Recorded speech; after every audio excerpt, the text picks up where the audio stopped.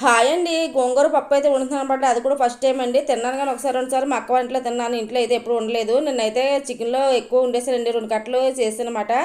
అదైతే సగం పడింది. ఉన్న సగం అయితే ఉండిపోయింది. కరెక్ట్గా పులుపు సరిపోయి మిగతాది అయితే ఫ్రిడ్జ్లో పెట్టేసి ఇప్పుడైతే కందిపప్పు ఉడకబెట్టి అందులో వేసి వండుతున్నానండి.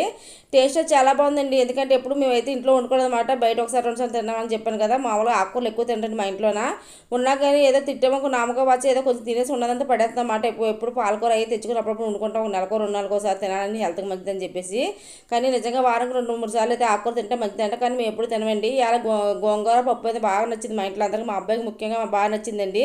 కరెక్ట్గా పులుపు కూడా సరిపోయింది. పుల్లగా నాకు కూడా నచ్చిందండి. పప్పు అంతా మొత్తం అయిపోయింది. ఇదే ఫస్ట్ టైం అండి ఇంట్లో ఆకుకూరలు వేసి పప్పు వండితే మొత్తం అయిపోవడం. తర్వాత దీంట్లోకి అయితే నేను మజ్జిగ మిరగాయలు అయితే వేపుకున్నాను అనమాట అండి. ఇది మధ్యాహ్నం వరకే మా అబ్బాయి గట్ట ఇంకా తినమాట మజ్జిగ. అందుకే నా ఒకదానికి మా అత్తగారికి మట్టికి వేపుకున్నామండి. ఇంకా పప్పు అయితే తాలింపు పెట్టాను. టేస్ట్ అయితే చాలా బాగుందండి. నిజంగా ఆకుకూరలు తింటే హెల్త్కి చాలా మంచిది. కానీ మేము పెద్దగా తినమాట మా ఇంట్లో. ముందు మా ఆయన ఎవరు తినరు. Okay, bye bye.